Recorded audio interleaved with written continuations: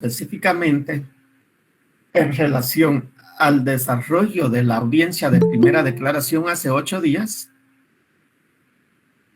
la primera resolución que el juez a cargo de esa diligencia tiene que emitir es en relación a qué, ¿no? ¿Quién me lo dice?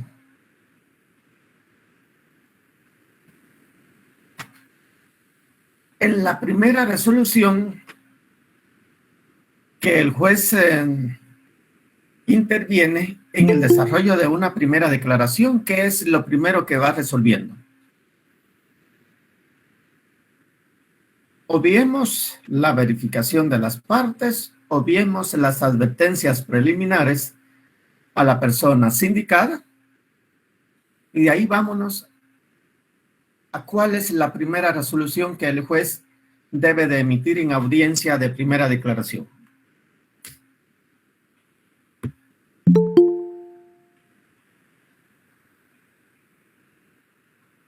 Buenos días, licenciado. Yo entendería que es si se liga o no a proceso al sindicato. Ajá, señor, buenos días, José Antonio. Sí, a eso se refiere, ¿verdad? ¿Se recuerdan ustedes que decíamos, ¿no? Después de que el juez hace la verificación de los sujetos procesales, hace la advertencia a la persona a quien se le va a escuchar en su primera declaración, viene y otorga la palabra al fiscal para que formule su imputación, ¿no? O formule su intimación, cumpliendo los requisitos que nosotros decíamos hace 8 días y que espero que a ustedes no se les haya olvidado, ¿no? Después de que el juez le da la palabra al fiscal y el fiscal hace la imputación, viene el juez y le pregunta a la persona sindicada, ¿no? ¿Entendió los hechos que el fiscal le hizo de su conocimiento? Él le dice que sí. Después viene el momento para que defensa y fiscal interroguen, y después de finalizado el interrogatorio, viene el juez y otorga la palabra a los sujetos procesales para que se pronuncien y se fundamenten en relación a la emisión del auto de procesamiento, ¿no? Después de ese pronunciamiento, el juez ya tiene que resolver de forma inmediata, ¿no? ¿Y qué es lo que resuelve el juez? Decidir si emite el auto de procesamiento en contra de esa persona, ¿no? Si emite el auto de procesamiento, nosotros ya sabemos qué es lo que lo lleva a ese momento procesal fundamentado, ¿no? Entonces nosotros decimos, oye, ¿no? ¿Qué es un auto de procesamiento, ¿no? Y debemos de entender, si ustedes quieren verlo de esa manera, que es aquella resolución judicial mediante la cual el juez decide ligar al sindicato a proceso, ¿no? Así también, y a sus resultados como consecuencia de ese auto de procesamiento, ¿no? Repetimos, ¿no? ¿Qué es el auto de procesamiento, ¿no? Es la resolución judicial mediante la cual el juez decide ligar al sindicato a proceso y a todos sus efectos o resultados o consecuencias. Debemos de tener claro que ese auto de procesamiento se emite después de haber escuchado a la persona sindicada o de haberle dado la oportunidad para declarar, ¿no? Reiterando esto, que el auto de procesamiento se emite después de que se ha escuchado a la persona en su primera declaración o se le ha dado la oportunidad para que esta persona pudiera declarar, ¿verdad? Y decimos esto porque no debemos de olvidar, ¿verdad? Que en la audiencia de primera declaración, la persona a quien se le atribuyen los hechos está facultada para declarar o no hacerlo, ¿no? Por eso es que se dice eso, ¿no?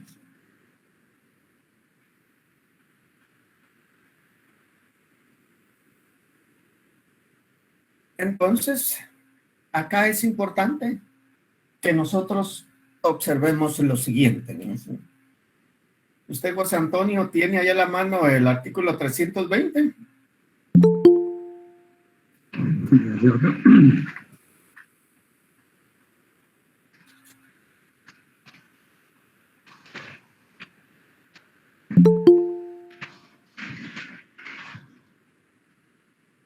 Dice, auto de procesamiento.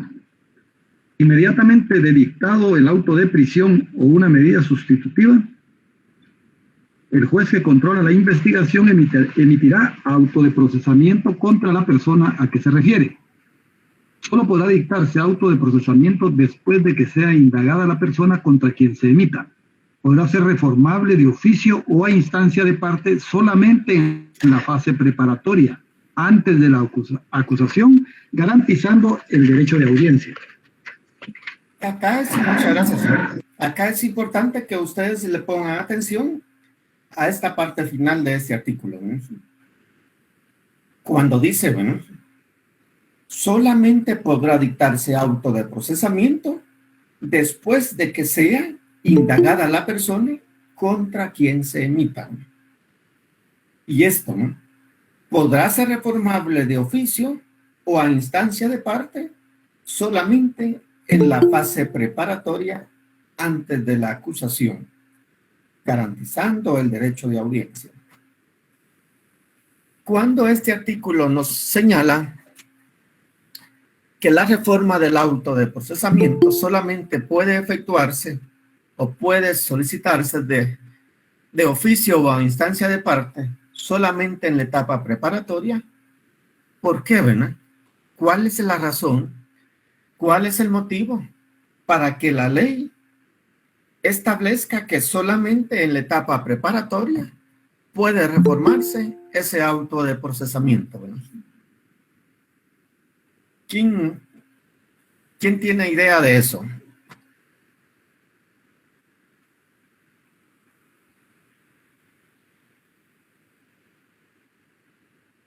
¿Quién me dice algo de eso? Licenciado, Sí, dígame. la reforma se refiere a cuando, por ejemplo, lo imputan por un hecho que, por ejemplo, es robo, ¿verdad?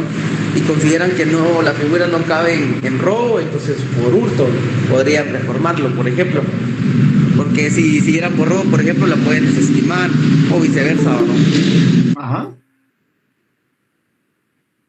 Pero acá la interrogante es, ¿por qué esa reforma de auto de procesamiento solamente puede darse en la etapa preparatoria?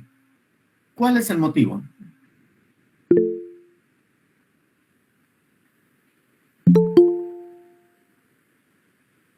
¿Será porque no se puede juzgar a una persona dos veces por el mismo hecho? ¿Por qué dos veces por el mismo hecho?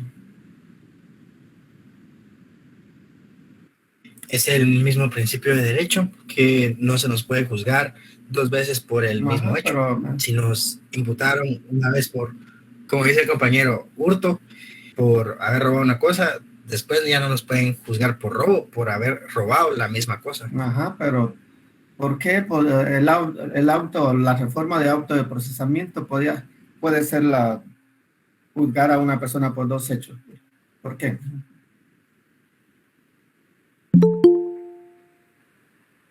O a menos que caiga en concurso de delitos. A menos que caiga por eso. ¿Alguien más? ¿Por qué? Usted, José Antonio, ¿por qué se le ocurre que solamente en la etapa preparatoria puede reformarse ese auto de procesamiento? Bueno, a mí se me ocurre que como esta preparatoria lo que busca es que ambas partes concreten el por qué se va a acusar a una persona. En el caso del MP, si durante el proceso de investigación determina que ocurren otros delitos o que concurren otros delitos, puede solicitar que se amplíe el contenido de auto de procesamiento, para que al final en la conclusión, que es con lo que termina, entiendo yo, esta fase preparatoria, él pueda hacer énfasis en ellos. Le corresponde también a la defensa conocer sobre eso, porque tiene que también en esta etapa preparatoria la defensa tiene que ir preparando estos medios de defensa hasta llegar al acto conclusivo, porque también él tiene que debatir este auto conclusivo. Ya cuando ha terminado esta etapa intermedia y se va a ir a juicio, eso ya es invariable, porque solo se debe juzgar exactamente por lo que se ha imputado al sindicado. Entonces ya no puede haber variación en cuanto al motivo. Es lo que entiendo yo, que sí se puede modificar antes, pero ya no después, ¿verdad? El motivo para que la ley establezca que la reforma de auto de procesamiento a favor o en contra de una persona sindicada se puede realizar únicamente en la etapa preparatoria. Es parte de eso, de lo que acaba de decir José Antonio, ¿no? Porque si nosotros recordamos un poquito el auto de procesamiento inicial, es por uno o varios hechos, ¿no? Sobre ese uno o varios hechos, la etapa preparatoria está en investigación, ¿no? Esos hechos, uno o varios, a consecuencia del auto de procesamiento, el fiscal ya quedó señalado con 2, 3 meses o hasta 6 meses para finalizar la investigación, ¿no? Pero esa investigación es en relación a los hechos por los cuales quedó emitido el auto de procesamiento, ¿no? Si durante la investigación en esa primera etapa preparatoria del proceso penal, como lo dice José Antonio, encuentra elementos de investigación sobre nuevos hechos que no sean parte del auto de procesamiento inicial, ¿qué es lo que tiene que hacer el fiscal, ¿no? Si él quiere que sean parte del auto de procesamiento, la ley le faculta a solicitar esa audiencia de reforma de auto de procesamiento, ¿no? En esa audiencia de reforma de auto de procesamiento, ¿qué es lo que él va a buscar, ¿no? Que estos nuevos hechos que no son parte del auto de procesamiento inicial se le puedan incorporar, se le puedan agregar a ese auto que se trae, ¿no? Y si el juez accede a la incorporación de esos nuevos hechos, ya van a ser parte de ese auto de procesamiento, ¿no? Y el auto conclusivo que tenga que emitir el fiscal después de agotada esa investigación va a ir enfocado o encaminado en relación a los hechos iniciales por los cuales se hizo la primera declaración y también sobre los nuevos hechos donde se conoció en la audiencia de reforma de auto de procesamiento, ¿no? Y el motivo para que la ley no permita que más allá de la etapa preparatoria pueda reformarse el auto de procesamiento es por eso, ¿no? Es por eso que el acto conclusivo que el fiscal formula, cualquiera que sea, ¿no? Acusación, clausura provisional, o el sobreseimiento, o la acusación por el procedimiento especial abreviado, van a ir enfocado a lo que fue objeto de los hechos en la investigación, ¿no?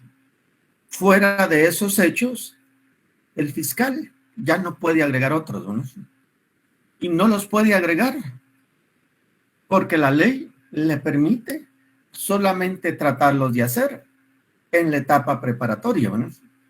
Después de esa etapa, al fiscal le precluyó el derecho para hacerlo, ¿no? Y podrá, si tiene más hechos que no hayan sido parte del auto de procesamiento, buscar que la persona sea procesada por esos nuevos hechos, pero será por otro proceso, ¿no? Y no significa que el otro proceso vaya a decir que ya no se puede porque ya se le inició el primer proceso, ¿no? Son hechos distintos, pero lo que sí no pudo el fiscal es agregarlos acá porque ya había pasado la etapa preparatoria, ¿no? Pero sí puede iniciar un nuevo proceso por esos nuevos hechos como un proceso nuevo, ¿no? Entonces vuelvo a repetir, ¿no? La razón o el motivo para que la reforma del auto de procesamiento solamente pueda darse en la etapa preparatoria es porque solamente en esa etapa se discuten los hechos a favor de la persona o en contra de la persona, ¿no? Porque lo que se haya admitido dentro del auto de procesamiento acá es lo que se va a discutir en la audiencia de etapa intermedia y decidir si en base a esos hechos la persona merece aplicarle un procedimiento especial abreviado en la etapa intermedia o es necesario que esos hechos por los cuales se hizo la acusación sean discutidos en un juicio oral y público, ¿no? Y por eso es que creo que en alguna oportunidad les he mencionado también a ustedes el artículo 388, ¿no? Cuando se hablaba en relación al principio de congruencia, ¿no? Que en el juicio, en la etapa de debate en contra de una persona, el juez tiene la facultad de modificar la calificación jurídica al hecho por el cual haya llegado a la etapa del juicio, pero lo que sí no puede hacer el juez en la etapa del juicio o debate es modificar los hechos, ¿no? Por esto mismo, ¿no? Porque los hechos solamente se discuten en la etapa preparatoria, ¿no?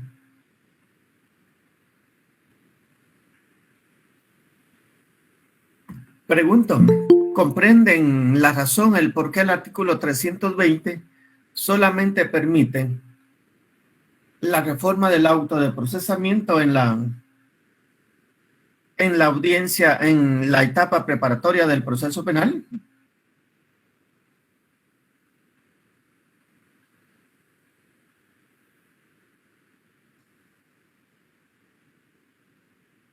Pregunto, ¿sí me comprenden o no?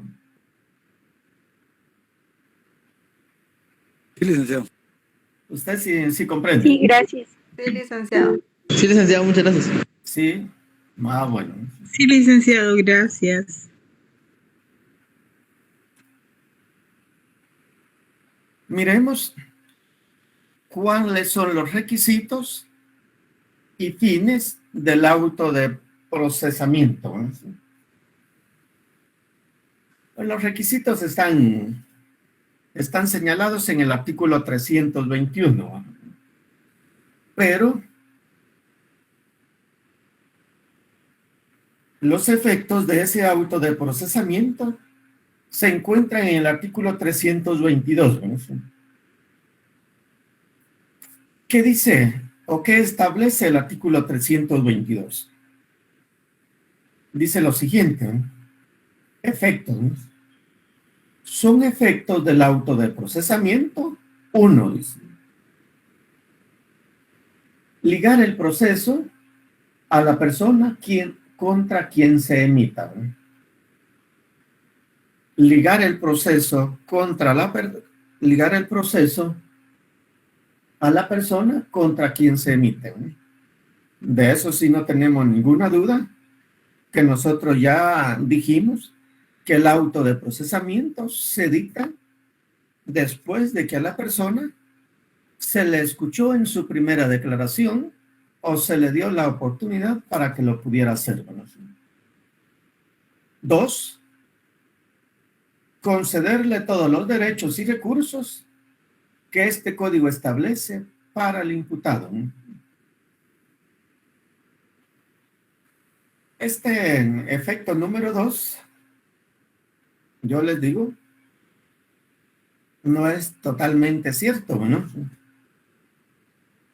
Cuando dice concederle todos los derechos y recursos que este código establece para el imputado, ¿no? La persona que es imputada dentro de un proceso penal no necesita esperar a que se le emite el auto de procesamiento en su contra para que él pueda solicitar la aplicación de sus derechos como sindicados dentro de un proceso, ¿no?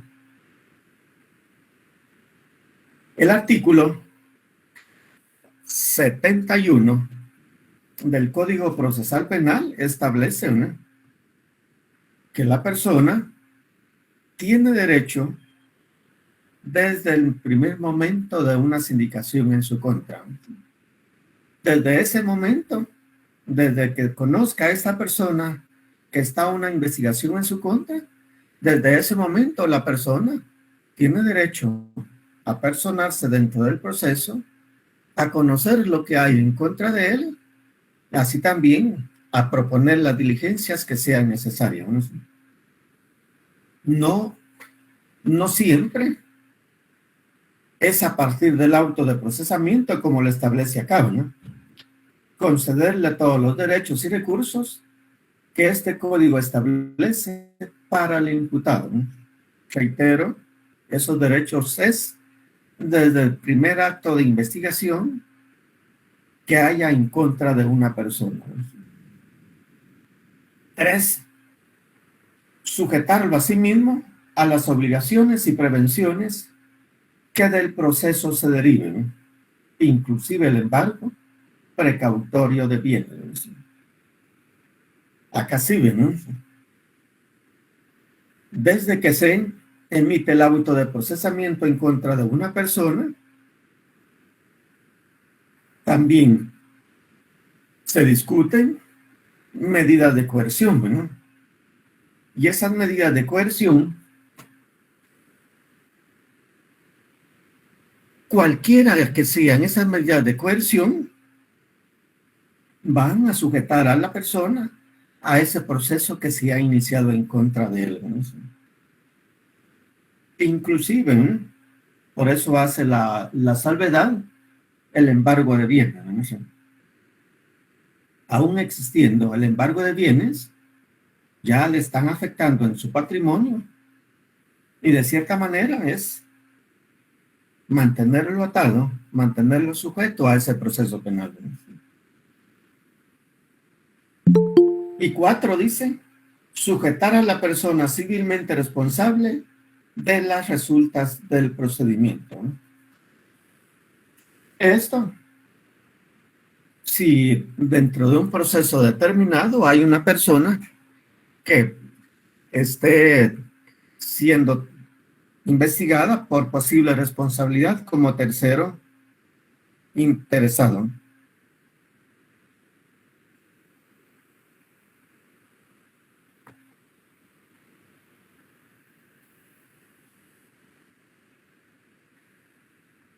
Eso en relación al auto de procesamiento, ¿no?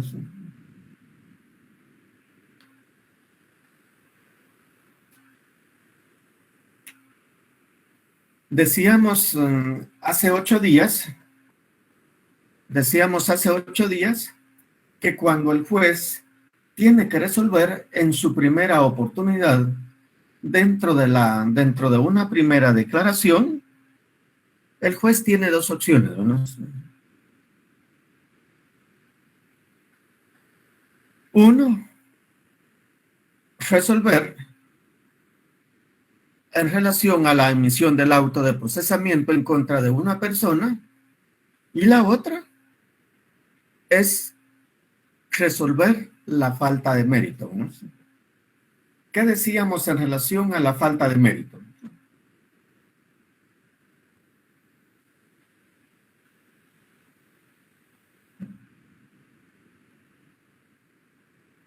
¿Qué decíamos en relación a la falta de mérito? Que es una vinculación de hechos del fiscal que demuestra que no concurren los motivos racionales suficientes conforme al principio de inocencia, y el artículo 13 que se le otorga la falta de mérito.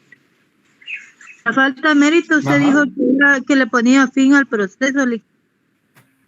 Bueno, así no creo que lo haya dicho, ¿no? Pero ¿qué más significa la falta de mérito?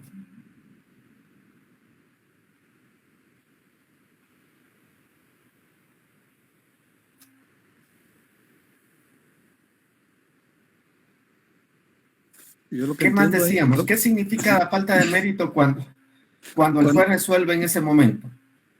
Cuando no están todos los presupuestos para la prisión preventiva o para alguna medida de coerción. Entonces,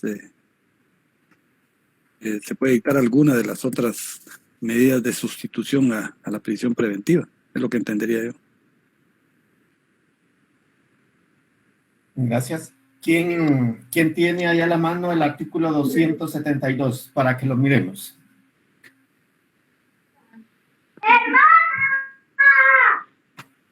Es la resolución que dicta el juez después de valorar los elementos presentados por el Ministerio Público y determinar que no existen suficientes elementos de prueba para considerar que el imputado o el acusado cometió el hecho que se le acusa y por lo tanto le pone fin al proceso penal.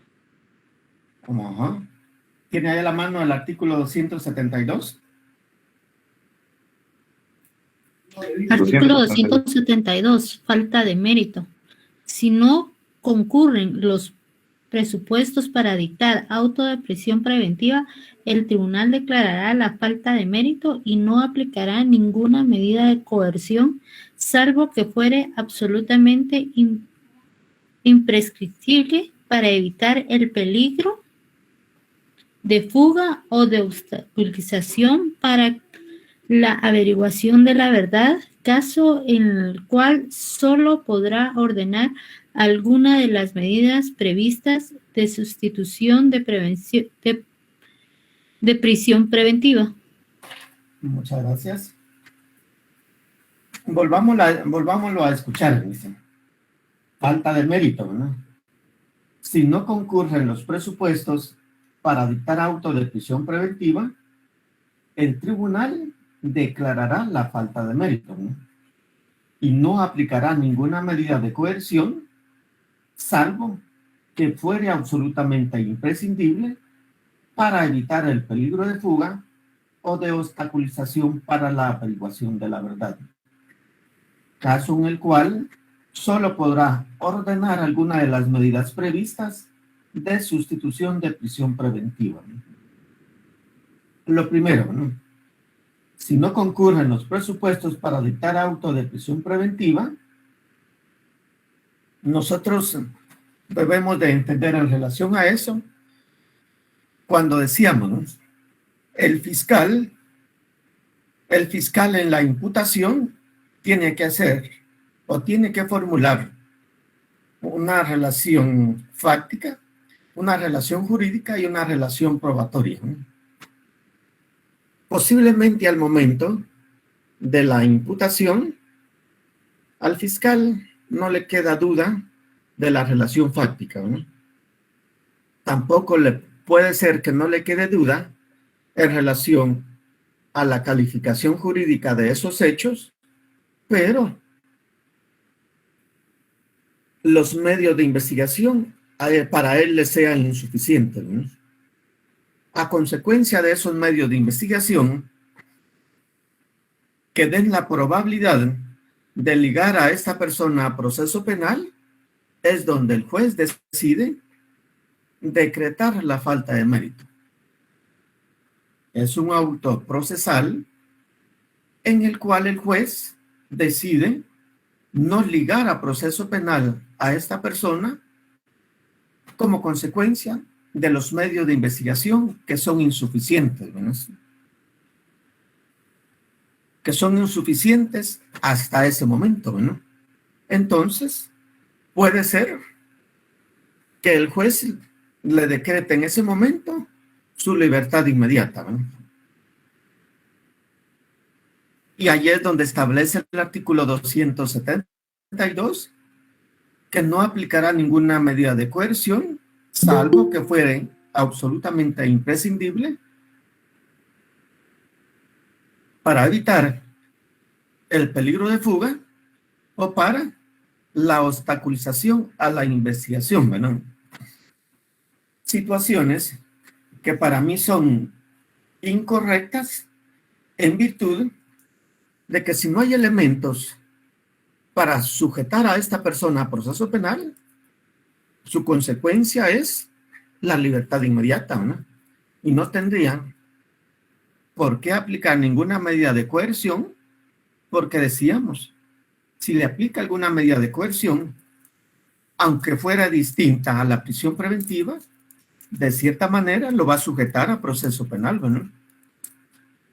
Lo va a sujetar a estar pendiente dentro de un proceso donde el juez ya dijo, ¿no?, que no existían los suficientes elementos de investigación y fue por eso que emitió el auto de falta de mérito, ¿no?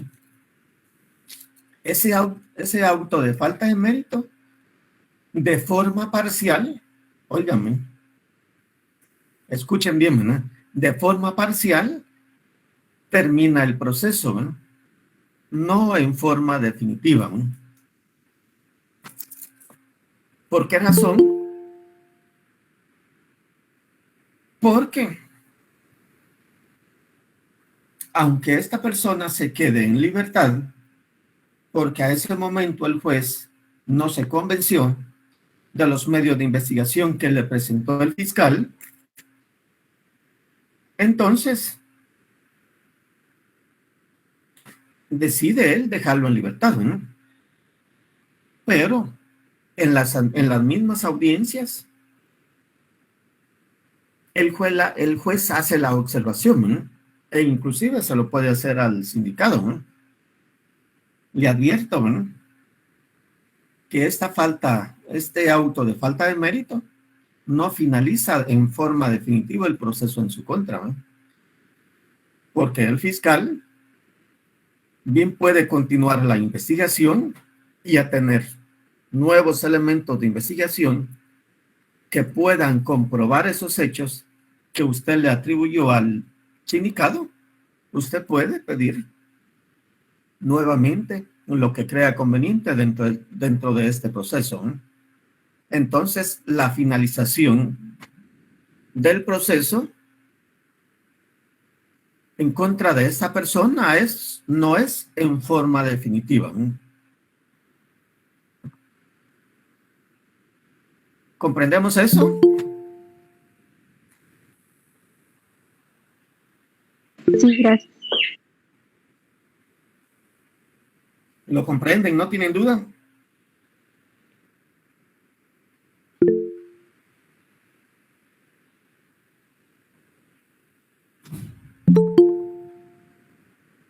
Sí, gracias. ¿Sí? ¿Seguros?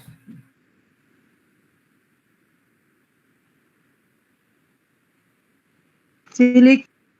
Bueno.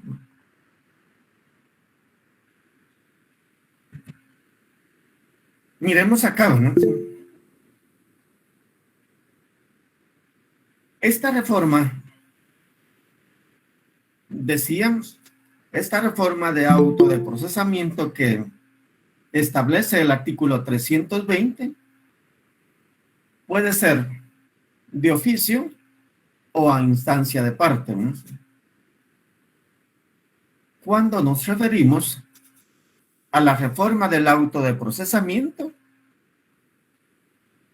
debemos de entender que cuando hablamos de reforma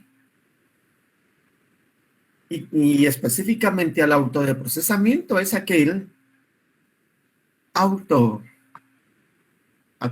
autorresolución judicial que modifica el auto inicial de procesamiento emitido en contra de una persona, ¿no? Por la inclusión de nuevos hechos o por haberse desvirtuado los hechos que originalmente dieron motivo al auto de procesamiento, ¿no? Siempre haciendo el recordatorio, ¿no? Que ese auto de procesamiento, reforma, ¿no?, solamente puede efectuarse antes de que el fiscal finalice la etapa preparatoria del proceso penal, ¿no?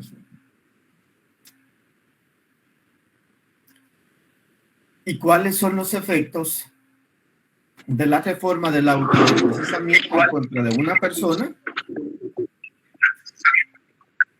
Ya dije que los efectos pueden ser de dos formas, ¿no?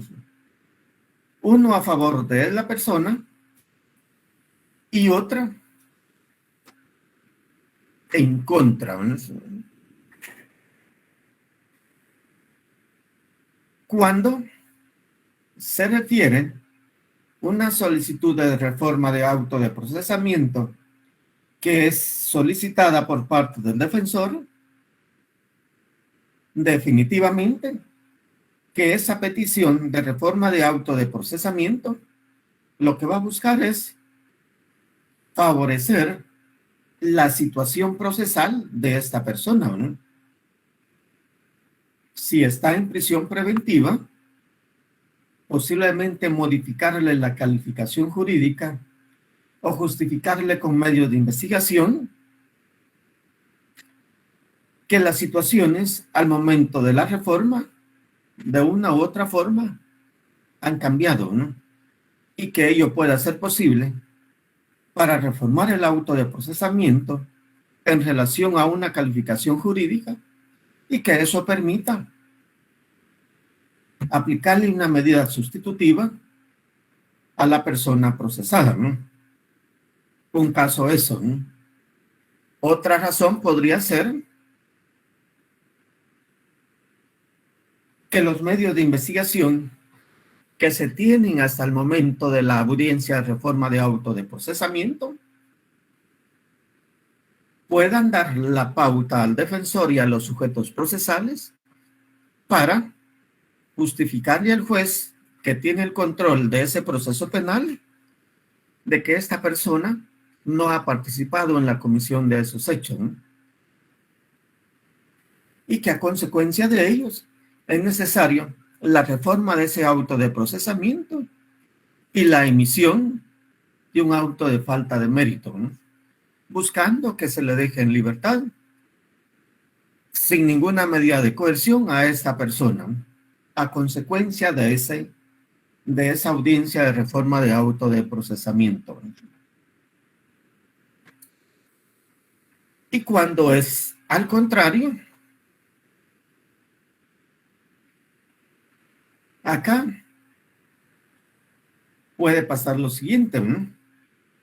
Lo que decíamos, que a consecuencia misma de la investigación realizada en contra de esta persona, el fiscal recabó nuevos elementos de investigación y esos elementos nuevos de investigación le dan la pauta al fiscal de que esta persona tiene nuevos hechos, ¿no?, nuevos hechos por los cuales esta persona debe de ser escuchada nuevamente dentro de ese proceso penal, ¿no? Y es donde viene y solicita la audiencia para la reforma de ese auto de procesamiento, ¿no? Pero miren acá el procedimiento, ¿no?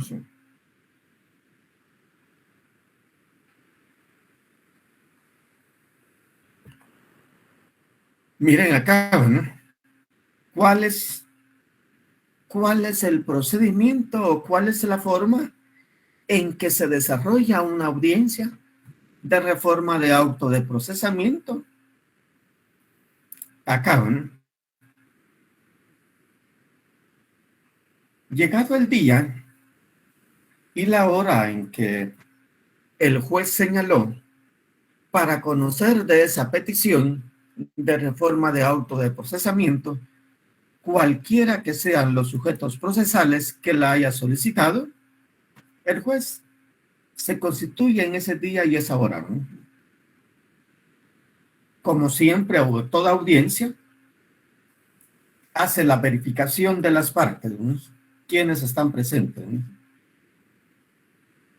Y hace del conocimiento de los mismos sujetos procesales cuál es el objeto de esa diligencia, ¿no? ¿Cuál es la razón? Y después de eso, ya le otorga la palabra al sujeto procesal que solicitó la audiencia, ¿no? Imaginemos que fue el fiscal el que solicitó la audiencia de reforma de auto de procesamiento, buscando la inclusión de nuevos hechos. Le da la palabra al fiscal y el fiscal prácticamente lo que hace en esa audiencia, como son nuevos hechos, es prácticamente hacer una nueva imputación, ¿no? Una nueva imputación que comprenda una relación fáctica, una relación jurídica y una relación probatoria, ¿no?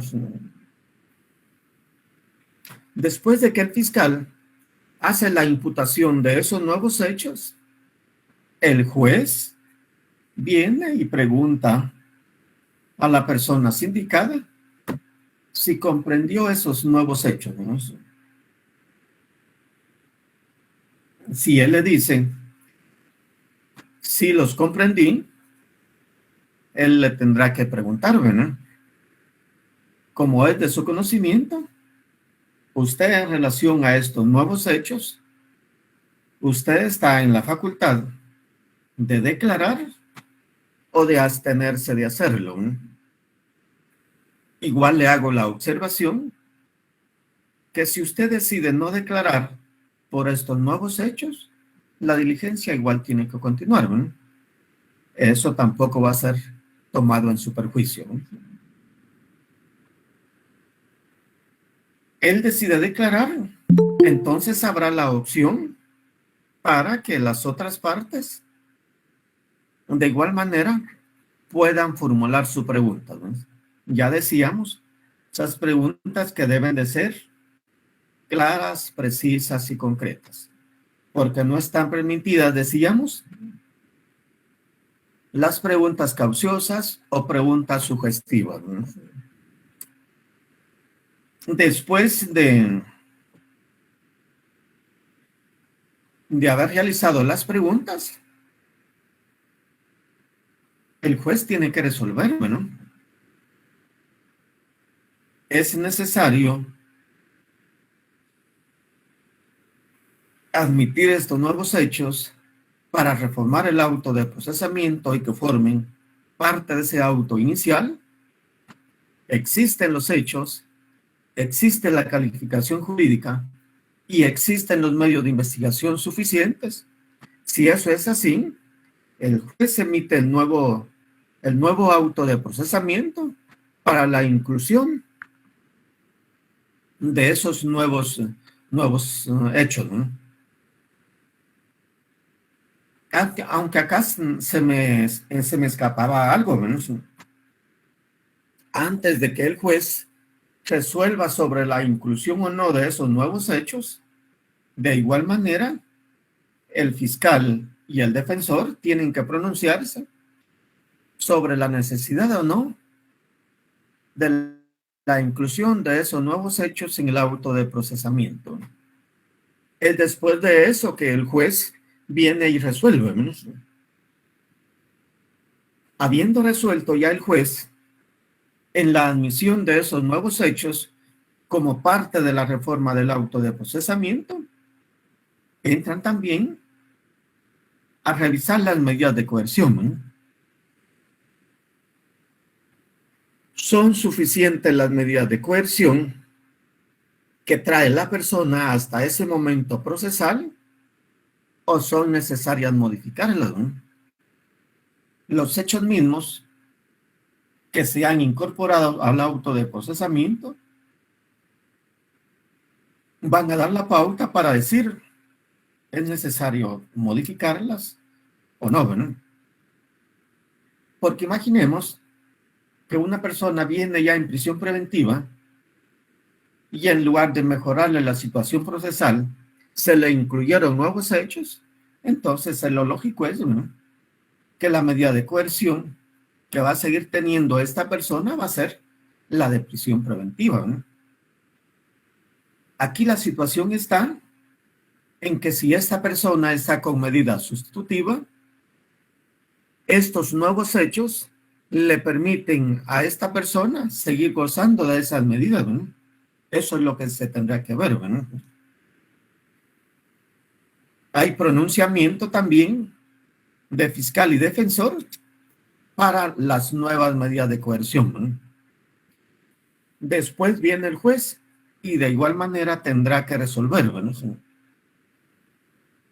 Después de ya estar discutidas y resueltas las medidas de coerción en esa audiencia, vendrá también la oportunidad para verificar, ¿no?, el tiempo de la investigación que se había otorgado al fiscal inicialmente es suficiente o es necesario ampliarlo. Siempre tomando acá en cuenta que los plazos son 3 y 6 meses. 3 meses para cuando la persona está en prisión preventiva y 6 meses para cuando estén con medidas sustitutivas a esa prisión preventiva, ¿no? También tendrán que revisar si se sigue manteniendo la fecha en que el fiscal iba a presentar su acto conclusivo y el día y la hora en que se iba a discutir, ¿no? Porque si es necesario, también se modifica en esta audiencia, ¿no? Y prácticamente ahí finaliza la audiencia de reforma de auto de procesamiento, ¿no? Ustedes se dan cuenta cuando se refiere a nuevos hechos en contra de la persona que es procesada, prácticamente es como volver a desarrollar una declaración, ¿no?, pero por los nuevos hechos, ¿no? Eso es en relación a los nuevos hechos, ¿no? ¿Comprenden esto?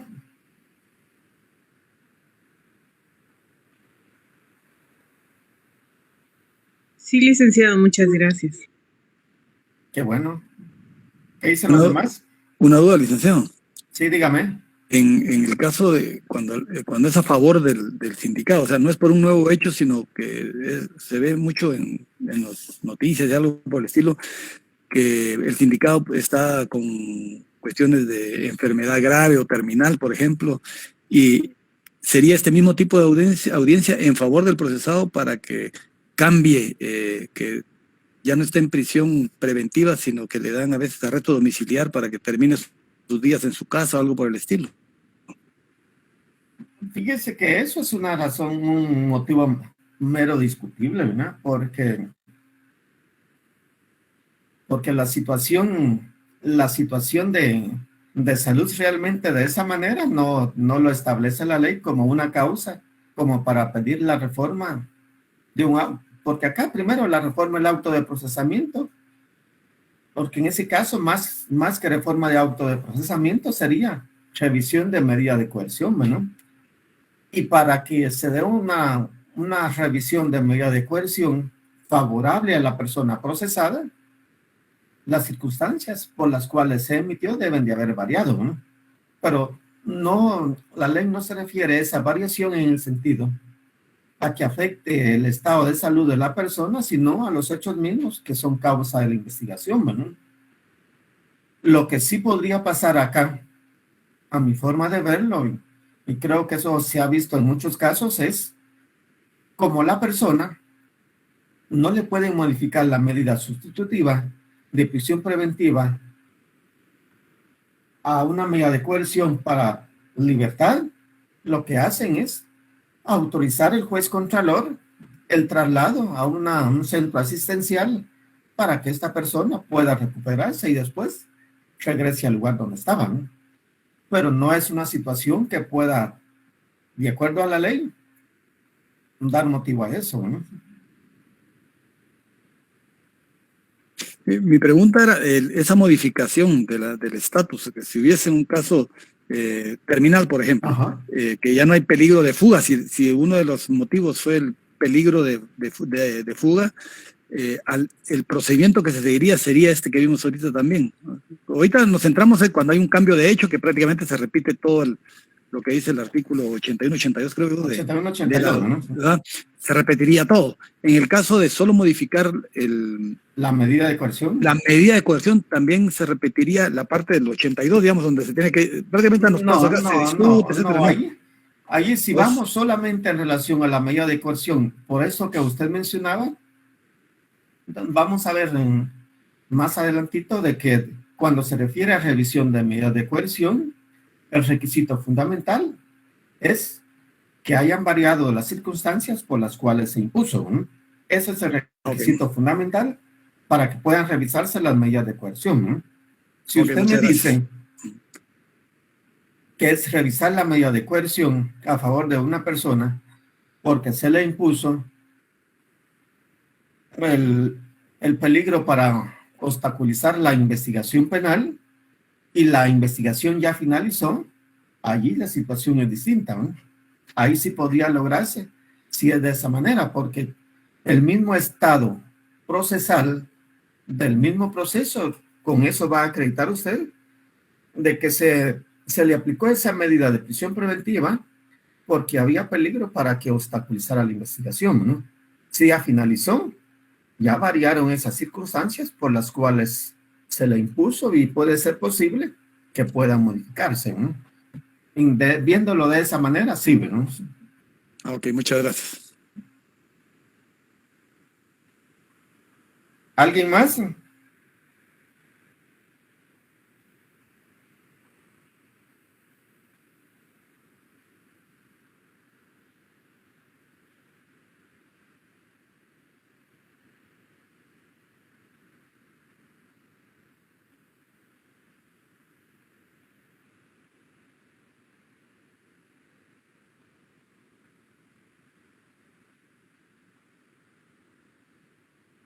Bueno, nadie más, ¿verdad? Entonces entendería de que no hay dudas, ¿verdad?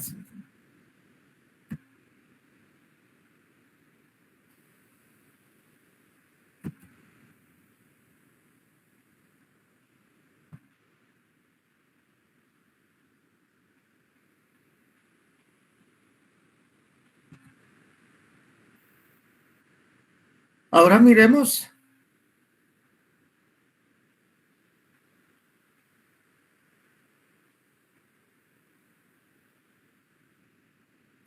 las medidas de coerción, ¿no?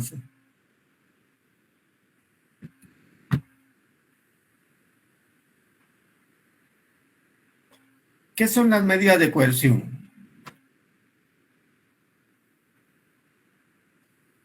¿Qué entendemos por medida de coerción?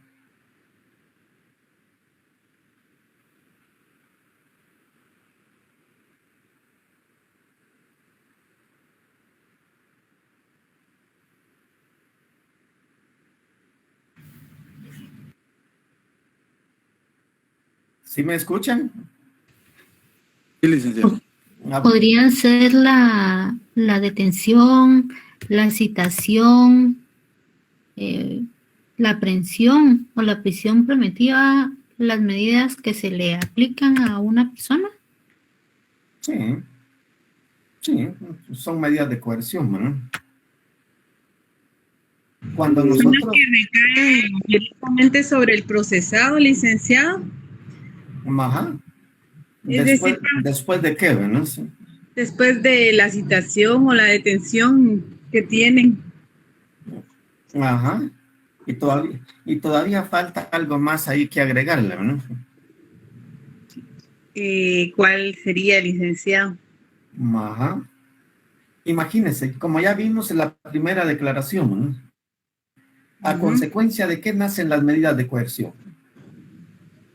Solo recuerde los pasos de la primera declaración y usted se va a dar cuenta que las medidas de coerción sí son aquellas que recaen en contra de una persona sujeta a proceso penal, ¿no? Sí. Cuando decimos sujeta a proceso penal es que ya ha existido ese auto de procesamiento, ¿no? Sí. Ajá. Entonces, cuando nosotros decimos que son medidas de coerción, si ustedes aún en internet pueden buscar qué son medidas de coerción y les va a indicar, ¿no? Que son medidas de coerción, aquellas que son aplicables a una persona después de haberla escuchado en su primera declaración y haberla sujetado a un proceso penal, ¿no? Porque no es tan como se menciona en el artículo 320, que primero se emite el auto de prisión preventiva y después el auto de procesamiento, ¿no? Es al contrario, ¿no? Es al contrario. Primero, el juez decide si dicta el auto de procesamiento. Si él está de acuerdo con el auto de procesamiento, después viene a aplicar y a discutir las medidas de coerción, ¿no? Sí. Ajá. Y por eso es que nosotros decimos, ¿no? ¿Qué son medidas de coerción? Es una resolución judicial que se emite después de escuchar al sindicado y de haberse emitido el auto de procesamiento en su contra, ¿no? No importa por qué hecho. Puede ser un hecho sencillo o puede ser un hecho grave, pero aún un hecho sencillo se discuten las medidas de coerción, ¿no? Pero después deben, ¿no? Muy bien, muchas gracias, licenciado. Ajá. ¿Quién más quiere pronunciarse en relación a las medidas de coerción? ¿Qué son?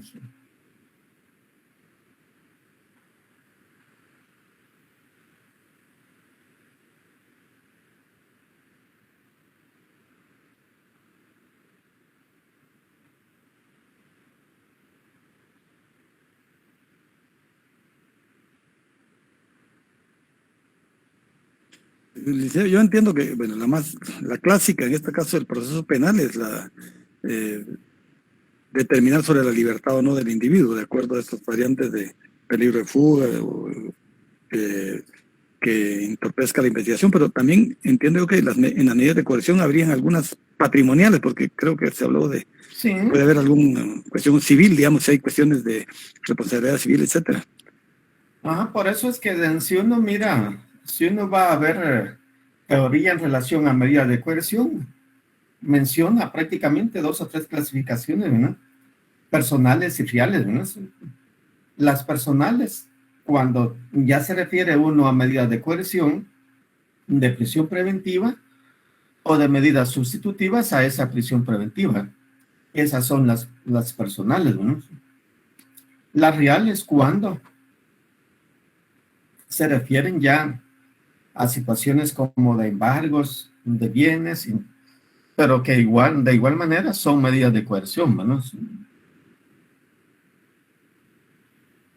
Entonces, sabiendo nosotros qué son las medidas de coerción,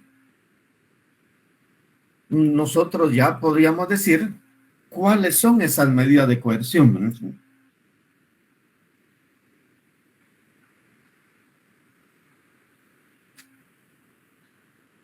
Las medidas de coerción, como así puramente las más importantes dentro del proceso penal, sin dejar por un lado lo que acabo de mencionar, lo que se refiere al embargo, es la prisión preventiva y las medidas sustitutivas, ¿no? Cuando nos referimos a las medidas de coerción, de prisión preventiva, debemos de entender que cuando se refiere a prisión preventiva, son aquellas que en forma definitiva limitan la libertad de una persona, ¿no? Tal y como encontramos nosotros establecidos en el artículo 259, ¿no? La prisión preventiva, ¿no?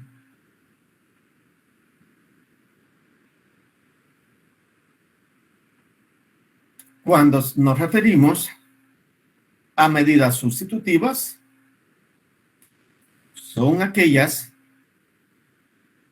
que se pueden emitir por parte del juez en cualquier etapa del proceso, ¿no?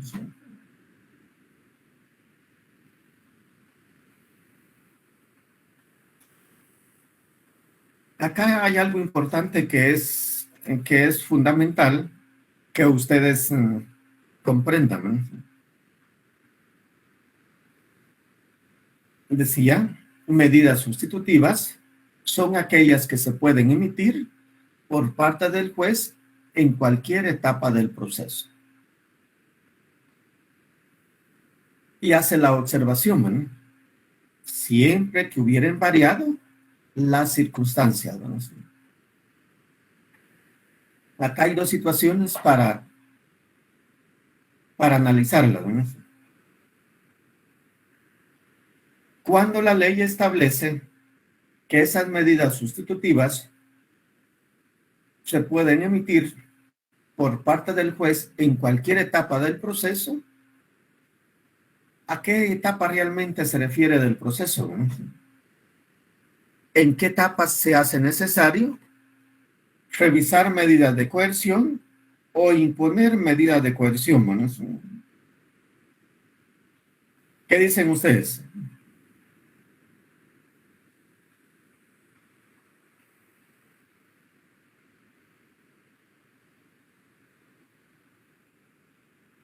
¿A qué se puede referir la ley cuando dicen son aquellas que se le pueden emitir, son aquellas que se pueden emitir por parte del juez en cualquier etapa del proceso? ¿Qué entendemos por eso? Nosotros ya sabemos que el proceso penal tiene 5 etapas, ¿no? Espero que no se les haya olvidado eso, ¿no? Pero ¿a qué etapa del proceso se refiere cuando se refiere a medidas de coerción y que se pueden emitir por parte del juez en cualquier etapa del proceso? ¿La preparatoria, licenciado? Ajá, ¿por qué? ¿Por qué en la etapa preparatoria? Dado que es donde se recaban los elementos de prueba y dado que si la persona sale del país o algún otro aspecto como eso, puede limitar el buen procedimiento, es decir, es a mi criterio en la etapa en donde se deben dictar estas medidas. Ajá. ¿Alguien más?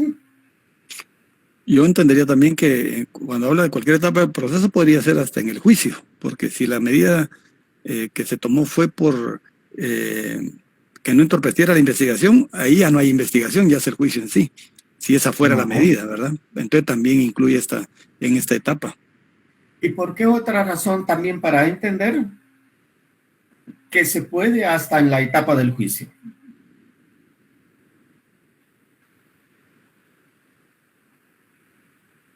¿Por qué otra razón para entenderlo de esa forma, ¿no?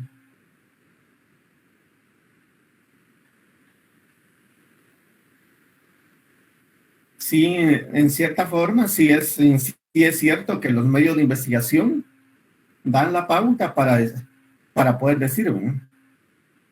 En contra de esta persona, si hay medios de investigación que pueden probar una responsabilidad, ¿no? O puede ser al contrario, ¿no? O también se puede decir que esos medios de investigación o haber agotado la investigación puede ser causa para la revisión de medidas de coerción, como lo acaban de indicar, ¿no? Pero acá lo fundamental es en entender, ¿no?, que cuando se refiere que las medidas de coerción se pueden aplicar en cualquier etapa del proceso, debemos de entender que se refiere aún en la etapa del juicio, pero siempre y cuando no se haya emitido sentencia en contra de esa persona, ¿no? Porque si ya se emitió sentencia en contra de esa persona, nosotros ya sabemos si la sentencia fue condenatoria o absolutoria, ¿no? Entonces ya no tiene mucha razón de ser, ¿no? Porque hay muchos jueces que cuando dicta una sentencia absolutoria y la persona está en prisión preventiva, ordenan su inmediata libertad, ¿no? O cuando están con medidas sustitutivas, la dejan en la misma situación hasta que la sentencia cause firmeza, ¿no? Entonces, si es condenatoria, y más si es una pena que es inconmutable, entonces las medidas de coerción ya no tienen razón de poderse revisar, ¿no? Una pregunta, licenciado. Perdón. Solo una observación, licenciado. Nos quedamos en las diapositivas con el procedimiento de reforma de auto de procesamiento. No sé, en pantalla lo que tenemos, no sé si ya cambiamos. Vamos a ver si me permite correr. Ahí está, ya medidas de coerción. Sí. Ahí sirve, ¿no? Sí, gracias, licenciado. Bueno.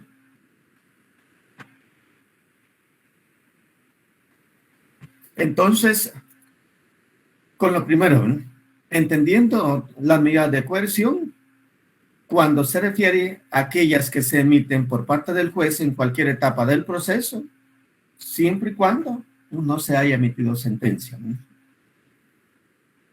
O si no se ha emitido sentencia porque no se ha llegado a la etapa del juicio, siempre que hubieran variado las circunstancias, ¿no? Acá vámonos al artículo 276, ¿no?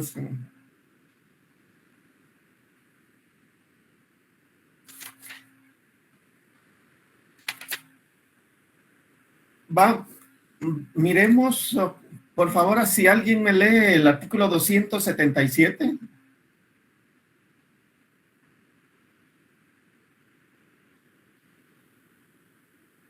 Yeah. 277. Revisión a pedido del imputado. El imputado y su defensor podrán provocar el examen de la prisión y de la internación o de cualquier otra medida de coerción personal que hubiera sido impuesta en cualquier momento del procedimiento, siempre que hubieran variado las circunstancias primitivas. El examen se producirá en audiencia oral, a la cual serán citados todos los intervinientes. El tribunal decidirá inmediatamente en presencia de los que concurran. Se podrá interrumpir la audiencia o la decisión por un lapso breve con el fin de practicar una averiguación sumaria. Ajá.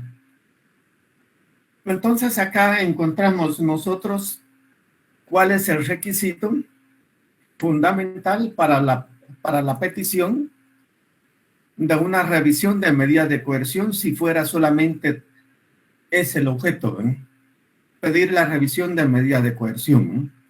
El requisito fundamental es: puede proceder la revisión de medidas de coerción en cualquier momento del proceso, siempre que no se haya emitido sentencia en su contra, pero siempre que hayan variado las circunstancias por las cuales se impusieron, ¿no? ¿Y cuáles podrían ser estas variaciones, licenciado? Entonces, uno de los ejemplos podría ser lo que Antonio acaba de mencionar, José Antonio acaba de mencionar, ¿verdad? Decía, ¿verdad? Si a una persona se le emitió el auto de procesamiento y se le dejó en prisión preventiva porque había peligro de fuga porque había peligro para que esa persona obstaculizara la investigación, entonces, si ya finalizó la etapa preparatoria, ya a ese momento, después de ese momento, y haber finalizado la etapa preparatoria, ya no existe, ya no debería de existir ese motivo que obstaculizara la investigación, ¿no?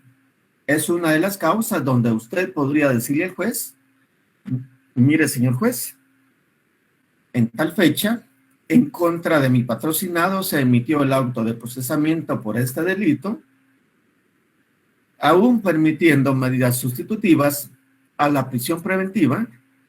A él se le dejó en prisión preventiva justificado en que existía a ese momento peligro para que esta persona obstaculizara la investigación, ¿no? Ya está formulado el acto conclusivo en contra de mi patrocinado, por lo cual esa circunstancia que originó la prisión preventiva como medida de coerción ha variado, ¿no? Por lo cual yo vengo y le solicito a usted que se modifique la medida de coerción impuesta y como consecuencia de ello se le imponga cualquiera de las, si usted quiere individualizarlas, cualquiera de las que establece el artículo 264 del Código Procesal Penal, o bien puede decirle, ¿no? Y yo le solicito que por el ser un hecho de poco impacto, de poca trascendencia social, no se le imponga medida de coerción alguna y solamente se le aperciba para que él esté presente en todas las diligencias que sean necesarias. Porque la ley permite eso, ¿no? La ley permite eso.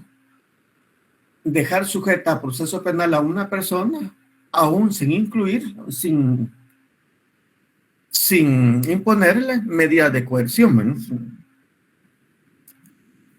Entonces, esa puede ser una de las causas por las cuales yo le podría pedir al juez una revisión de medidas de coerción, donde le pueda acreditar que ya han variado esas circunstancias, ¿no?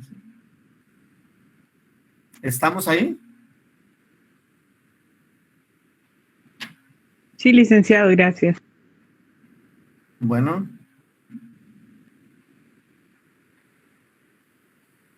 ¿Los demás comprenden eso? Sí, Lick. Sí, gracias. Sí, Lick, muchas gracias.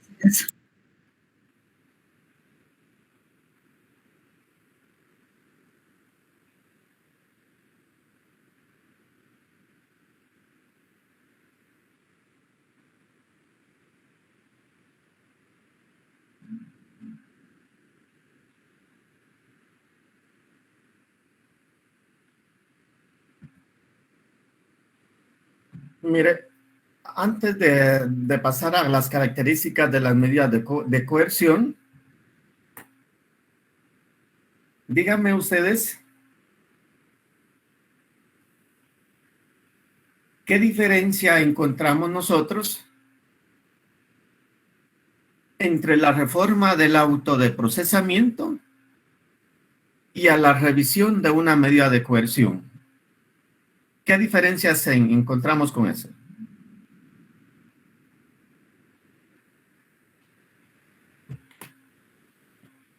Yo entendería que del auto de procesamiento lo pueden pedir cualquiera de las partes. En cambio, en este de revisión de medida de coerción, solo el imputado y su defensor.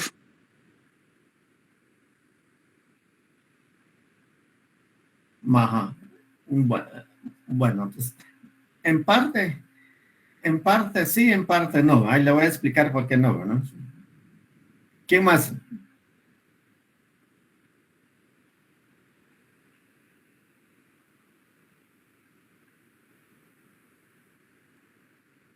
El objeto mismo de ambas instituciones, es decir, las medidas de coerción funcionan para que el proceso se lleve a cabo de manera correcta y el otro es para ligar o no al proceso a la persona.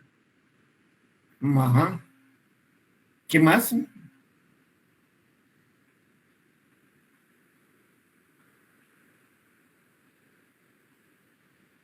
¿Alguien más?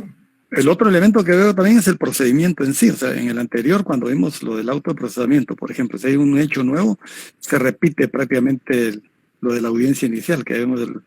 En cambio, cuando es una revisión de medida de coerción personal, es simple, Solo habla aquí de una audiencia oral, no cita pasos tan específicos como para el otro. No tiene mucho procedimiento, ¿verdad?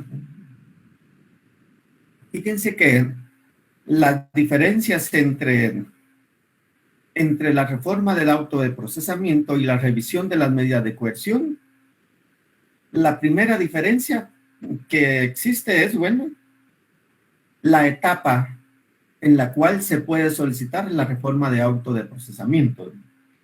Decíamos que la reforma de auto de procesamiento solamente se puede hacer en la etapa preparatoria, ¿no? La revisión de medidas de coerción se puede hacer en cualquier etapa del proceso, siempre y cuando no se haya emitido sentencia en contra de la persona, ¿no? Ahí ya va una diferencia, ¿no? Etapas para pedir cada uno de los actos procesales, ¿no? Solamente hasta antes de finalizada la etapa preparatoria para la reforma del auto de procesamiento y para la revisión de medidas de coerción en cualquier etapa, siempre y cuando no haya sentencia en contra de la persona, ¿no? En la revisión del auto de procesamiento puede ser de oficio o a instancia de parte, ¿no? Esta revisión, si bien es cierto, el artículo 277 dice, ¿no?, el imputado y su defensor podrán provocar el examen de la revisión de la internación, ¿no?, o de cualquier otra medida, ¿no? Pareciera que la revisión de medidas de coerción solamente pudiera realizarse o solicitarse a pedido del defensor, ¿no?, lo cual en la práctica no se da, ¿no? No se da, ¿no? Porque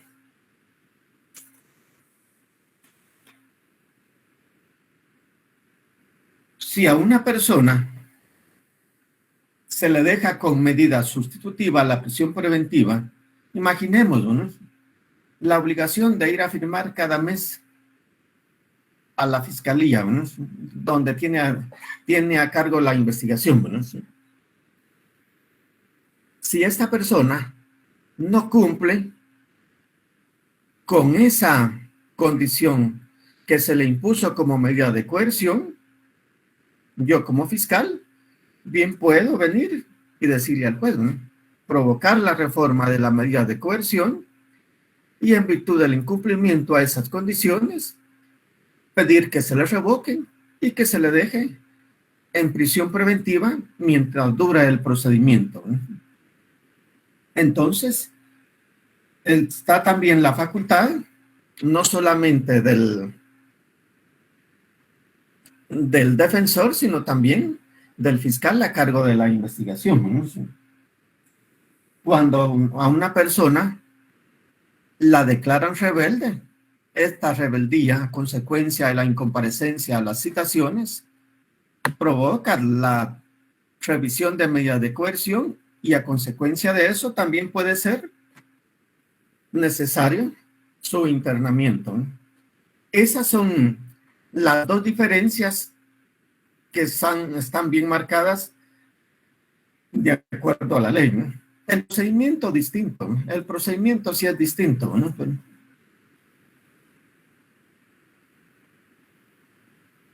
Ahora miremos las características de las medidas de coerción, ¿no? Son tres las características de las medidas de coerción, ¿no? Tres características de las medidas de coerción. Son excepcionales, son proporcionales y son necesarias, ¿no? ¿Por qué nosotros decimos que la primera característica de la medida de coerción es que son excepcionales, ¿no? Porque, de acuerdo a la ley, desde el primer momento mismo de la sindicación de un hecho delictivo en contra de una persona, goza del estatus jurídico de presunción de inocencia, ¿no? Entonces, de acuerdo a esa garantía de presunción de inocencia, las medidas de coerción solamente deberían de ser impuestas a las personas cuando fueren absolutamente necesarias, ¿no? No imponerlas en todo proceso, ¿no? Solamente cuando fueren casos de gravedad, ¿no?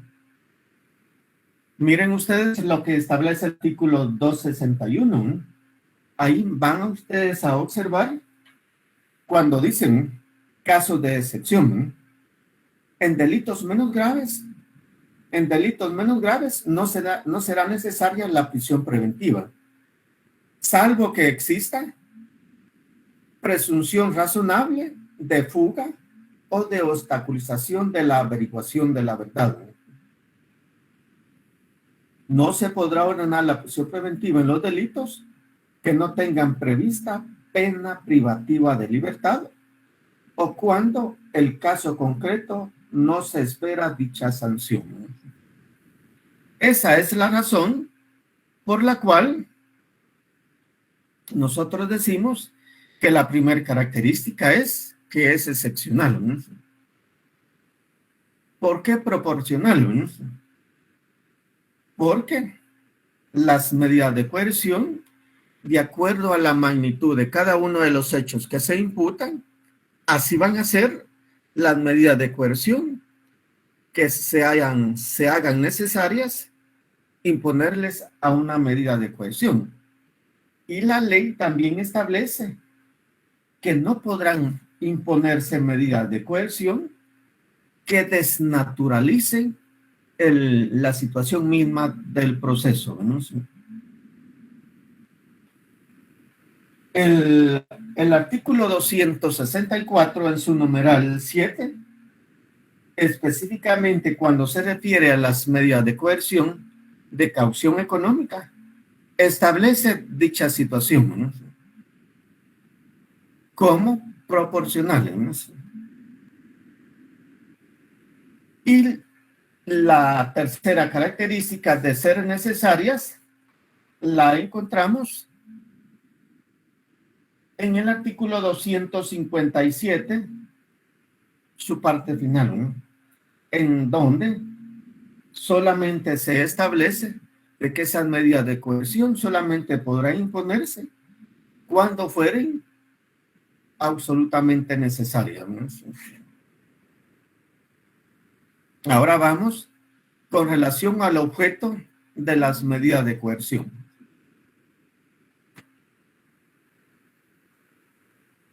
La primera es asegurar la presencia de la persona sujeta a proceso penal, ¿no? Está el artículo 259, ¿no? Que ahí establece las razones para la emisión de la prisión preventiva, ¿no? Luego vamos que otro de las razones o fines de las medidas de coerción es garantizar la investigación, ¿no? Cuando haya un peligro de fuga que se haga latente en contra por parte de la persona que está siendo investigada, ¿no? Y también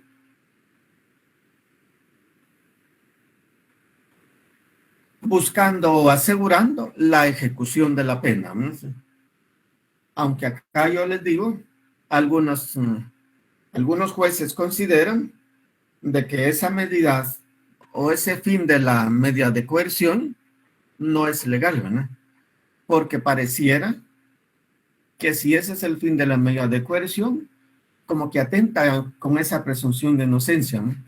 Porque estaríamos condenando a una persona antes de haber realizado el proceso en su contra, ¿no?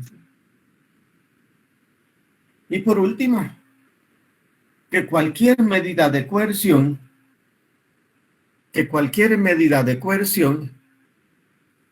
que se le imponga a una persona puede ser objeto de impugnación, ¿no? El artículo 404, numerales 9 y 10, establece dicha situación, ¿no?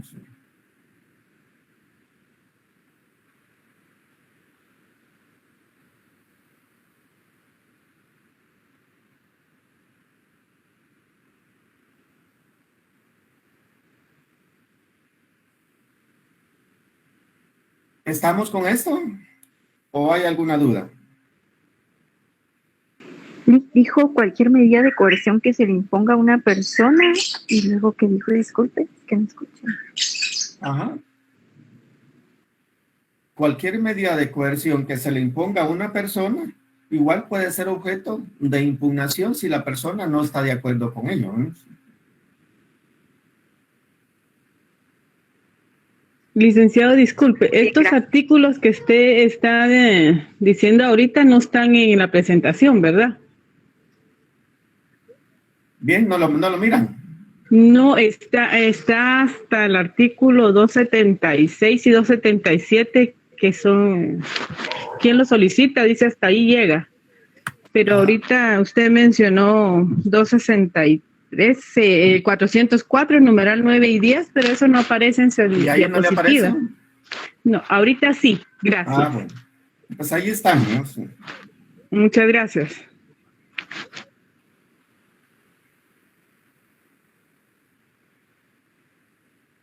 ¿Alguna duda?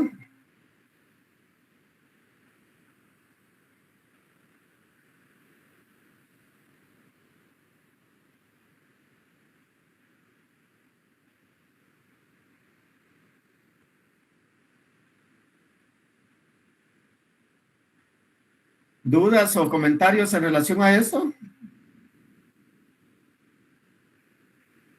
No, licenciado, gracias. No, y le recuerdo que ya son las 11:30, no sé si... Por eso les estoy preguntando si tienen alguna duda, ¿no? Porque si no hay dudas, lo vamos a dejar acá, ¿no? Muy bien, muchas gracias. Gracias, licenciado. Les comento que posiblemente el otro fin de semana, si ya les diga alguno de los grupos, cuándo tienen que